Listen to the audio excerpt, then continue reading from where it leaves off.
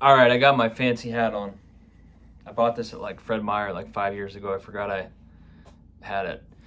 But I'm just going to continue talking about the social contract in really in society right now.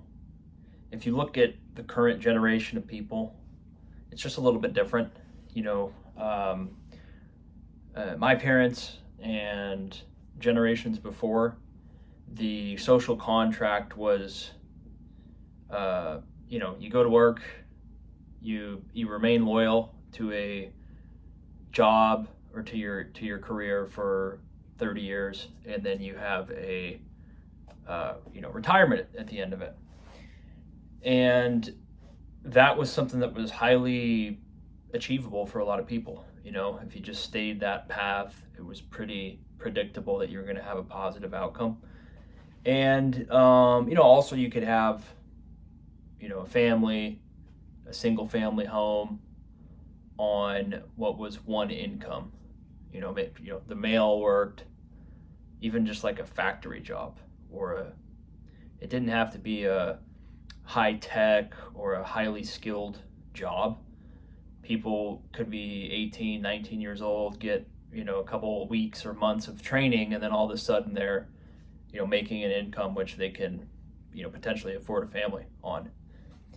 So that has just gone away.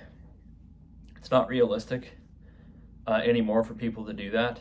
Um, now people are going the route of going to college and going into debt, and really at the end of it coming out with a degree that some of them are valuable, but I'd say probably the majority of them probably aren't valuable. They probably cost more in time and money than they do, uh, you know, on the end of it, right? So you're going to spend 3 to 5 years of your life at college, and a bunch of money probably go into debt as well. And at the end of it, it's like, hey, I think there are some people that really did get a valuable degree, or they got good networking out of it, and they have a positive outcome. It was a positive return on investment. But when you have more and more people going to college, getting degrees that are arguably, what's the real value of the degree? Who knows, right? There's not really a job lined up at the end of a lot of these degrees that is like a bona fide positive situation. And that's where a lot of people are nowadays, is that they just don't have that solid footing right after they get out of college. So instead of having a good job right out of school and having a minimal amount of debt or no debt, they have a lot of debt. They have an uncertain job prospect. They don't have any solid reliable income. The costs of living have gone up drastically. And people now are more dating around and less committal, right? They don't have to settle down, because each person theoretically can go into the labor market and work and earn some amount of resources to live on their own if that's what they want to do. So just less families being born, and a lot of it is just due to the economic reality, right? If you can't feel decent about being able to afford life, the basic food, shelter, insurance, these sort of things, if you're struggling to afford that, you might have a hard time attracting a partner as a man. Again, as a woman, if you take good care of yourself and you're somewhat attractive, you're probably going to have no problem finding a boyfriend or even a husband. But as a man, if you are, unless you just find the right person and you guys are both on the same path, which still does happen, but you're going to have a harder time. It's not impossible. You're just going to have a harder time attracting females, because they don't have to settle for you anymore. In the past, a lot of women had to, basically the expectation was they were going to settle down with a guy and move into a house and start having kids like in their 20s, early 20s, early to mid 20s. That's out the window. So now a woman, in large part, really only is going to settle down with a man out of her wants, not out of a need. She doesn't need to do it. She doesn't need to rely on a guy. And it's oftentimes like a sign of pride that they don't. So they don't get married, there's no kids. So people are living more kind of solo type lives now.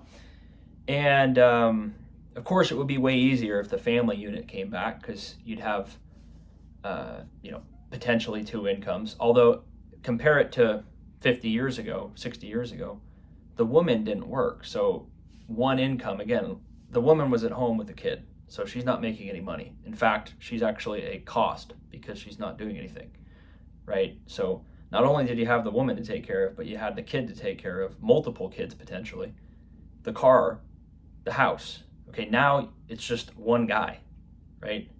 So back then, one guy was able to do all that on one income, on maybe not having a lot of college education. One guy was able to do all that. Today, if you take one guy and he's a single guy, I don't think the single guy can afford a single family home. Okay, he can't afford multiple cars, probably can't afford to have kids, and certainly can't afford to take care of a wife that doesn't work. If he's a younger guy that has a normal job, it's not going to happen. So a lot of these guys are just single because they can't. You have to be making, like I've said in other videos, you probably have to be making 200 grand in the United States and in a more city type area to afford all these things. Housing has gone up way faster than wages.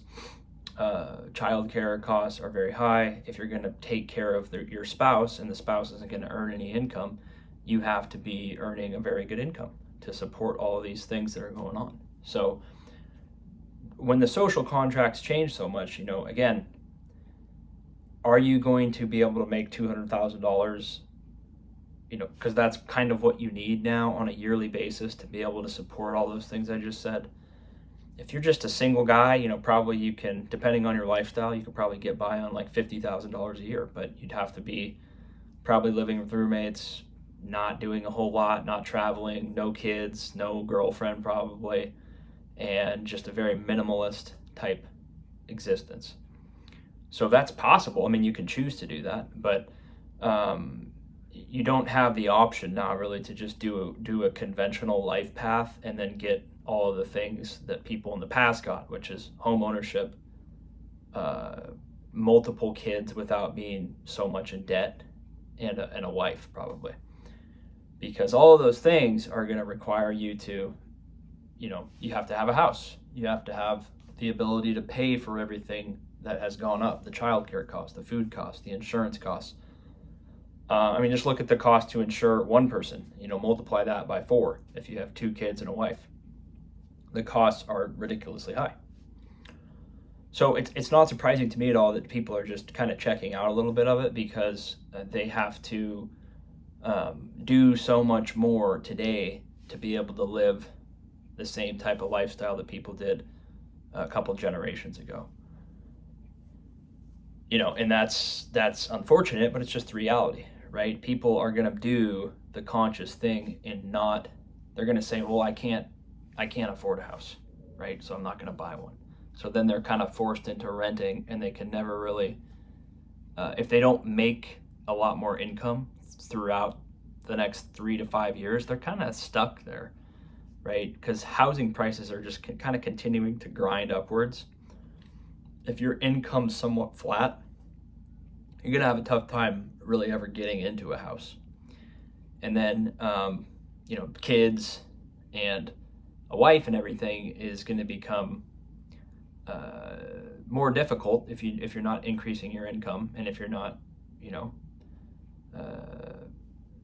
basically making more money, because you're not going to be able to realistically pay for all these things, and especially if you're saddled with debt from school and you have a job that's kind of just basically allowing you to scrape by. You're not necessarily making a lot more money to be able to graduate into the next tier of society. And that's why a lot of people are just, they're constantly switching jobs, or they're looking for different opportunities because they're able to look down the tunnel and see there's a train coming, right? If I don't do something different, that train's going to run me over and I'm going to be stuck here, right? I'm going to die, right? I can't make the same amount of money every year while costs go up 10% every year and expect that anything's going to change for me, right? So you have to accept your reality and say, well, I'm not going to have a family, I'm not going to have any kids, probably not ever going to own a house, and I'll just try to get by for me. if you do decide you want to have a family and you're serious about that, then you probably need to make a lot of changes and take more risks in terms of trying to secure more resources. Because if you have a fixed amount of resources, it's simply not going to happen. You can't do it. You can't afford to pay 50+% of your income on housing and then realistically have enough money to cover a family, a spouse, all the expenses, the insurance, vehicles, transportation, food. It's just not going to happen. And that's why less people are doing it, because there's not enough money. There's not enough money to support having a family, unless you're just like a rich person, right? If you're someone that just has a lot of money, it doesn't matter, right? Like the top 10% or so of people, it doesn't matter. They can easily afford it. It's not a problem. But back a couple generations ago, pretty much if you had a job, you could have a family, right? If you worked a normal job, again, you were incentivized to stay with that job. The job paid you well. They gave you benefits. A lot of them had pensions. And the employee felt very loyal to the company because they knew it was a good job and it could afford the life that they wanted. It wasn't a luxurious life. It wasn't like they were buying Lamborghinis or doing anything crazy, but they could afford a house. They could afford maybe 2 cars that were modest. They could afford to have 2 kids, maybe 3, and they could go on a vacation, right? How many people are doing that nowadays? A lot less, right? So, and we see that. I mean, the birth rate's down, and people just can't do it. They will have kids if it's an easy thing to do. If it's hard economically, if it's hard in other areas of your life, a lot of people are not going to do it, right? Because it's just too stressful. So only the people that really want kids are going to have kids. And a lot of the programs out there, I think, are offered to people. If they don't have enough money, the government maybe comes in and does something for them. If those stopped, a lot less people would have kids too, because they would quickly realize, I can't afford this, right? The only way I'm able to pay for these things is because I have food stamps and Section 8 housing and all these government programs that I get because I'm a single mom. But if those things went away, I guarantee you the single moms would stop at 1 kid. They made a mistake, they had a kid, and then that's it. Because they would realize, I can't do this. I'm going to be homeless, right? So let me know what you think, guys. I don't know. It's changed, and let me know what you think. Subscribe. Take care.